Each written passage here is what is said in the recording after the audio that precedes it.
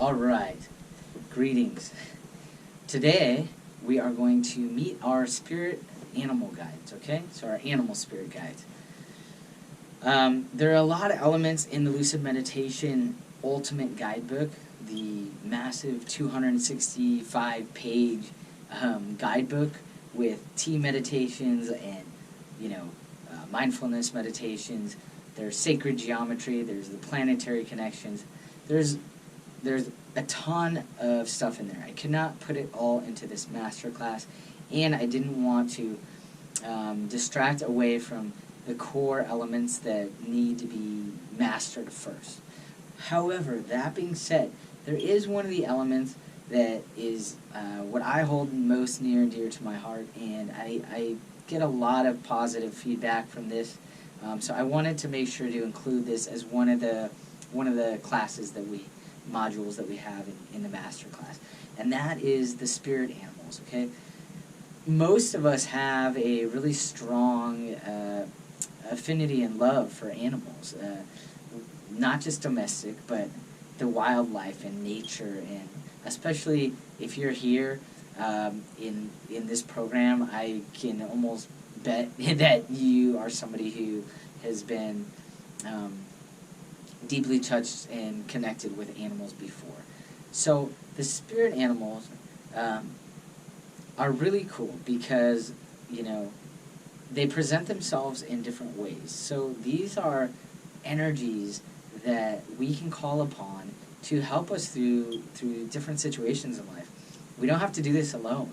And everybody has different spiritual beliefs, so I really try not to talk too much about, different entities, but I do feel like the spirit animals are an energy that we can all tap into, we can all access, and that we all actually hold within our own beings. We are at the core pretty primal, and we spend a lot of time trying to polish polish the essence of who we really are, and that's good because it helps us to get along in society and relate with each other consciously. But at the core, we are primal beings, and just like animals are, and survival is survival. And when we're able to understand these energies better and tap into them and connect with them, it opens up a big aspect of spirituality that a lot of other practices kind of leave out. So, there's practices like shape-shifting practices, which you can kind of really get into the energy of the animal by emanating it physically. So, if you're connecting with the wolf, you might get on all fours and kind of creep around the corner or something like that, or howl at the moon. But besides just kind of physically trying to or tapping into them that way, there's the other aspect of it. So my connection with spirit animals started happening really significantly when I was writing Lucid Meditation Ultimate Guidebook. I had experiences all my life with animals in nature. My dad was a hippie and was very very into nature, respecting nature, appreciating nature. So we would go to Yosemite a lot and see the bears out there, and we would see the deer, and we always had dogs.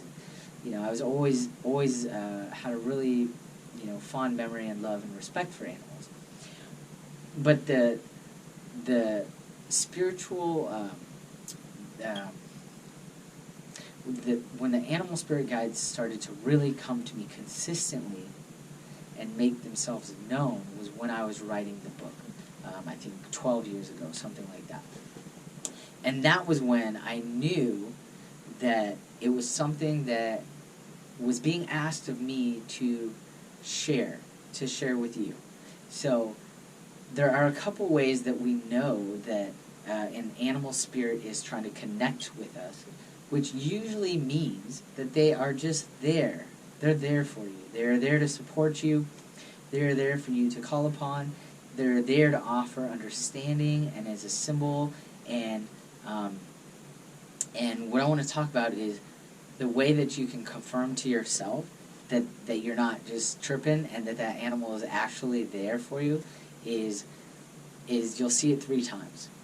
So it doesn't mean that you're necessarily going to see, let's just say, for example, it's a bear, right?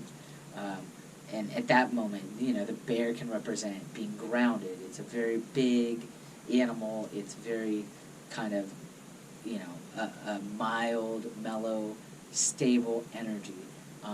It sleeps a lot. It eats a lot. It's not up in the clouds.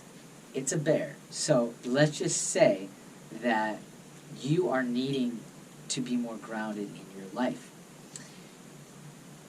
If you turn on the TV and there's a documentary on about a bear, that is your first sign.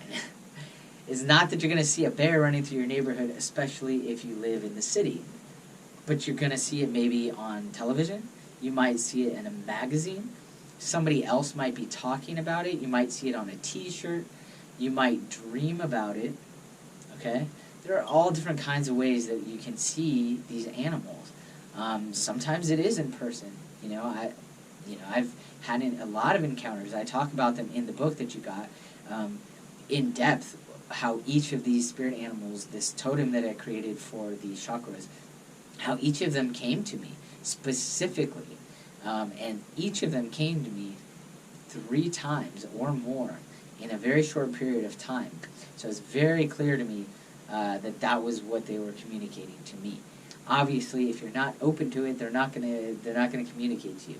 Everything is at will. Spirituality is at will. If you are closed off to something, it can't access you. But as soon as you kind of crack the door open and show interest, show willingness, or show that you want to be have this as part of your path, it will just come in very quickly. So if you're not ready, then just be careful, because you will see these animals, and oftentimes it is in person. As an example, when I was working in the book and meditating a lot, that is that is from here. That is the 3rd chakra. It's from creativity, which is in the 2nd chakra, but it's also a lot from up here. Inspiration, imagination, intuition, a sense of knowingness, writing and all that is from up here. And I was having a little bit of writer's block at the time, and I went for a drive, and I was driving down the hill. It was late at night. I left the place where I was living, and I went for a drive up the street, and I was just kind of going to get out and clear my head. I didn't really have anywhere to go. And so at the top of the hill, I turned around and was driving back down the street. And all of a sudden I see this huge white flash. And it was like insanely clear. Right when it approached, it was probably inches away from my windshield. And I saw this huge white owl very clearly. And it didn't hit my car, thank God. And it just went up and above it.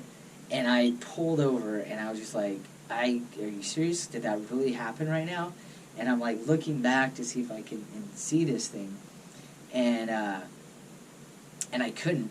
But I just sat there for a minute, and I was just like, okay, thank you, Spirit, for that huge, just like, in-your-face wake-up call and confirmation. It's like, how often do you see big white owls? I mean, I live in San Diego, and at the time, I wasn't far out in the country. I wasn't exactly in the city, but it's not really that common to just see these huge white owls. So that was one of the ways that it came to me. It came to me two other times within a 1 or 2 week period, but I'm not going to go into that any deeper right now. The important thing to know is that as soon as you open yourself up to these animals and learn more about these animals, they will make themselves more and more available to you. And this can be a really nurturing kind of energy. If you imagine thinking about, if you've ever been a dog person and had a dog or a cat or a pet, that you just, really loved and really supplied this kind of unconditional love to you, that's what these do. That's what these spirit animals do, is they're there just to offer love and support. They're not expecting anything back. That being said, I do believe it's really important to, in all areas of our life, respect these animals, okay? So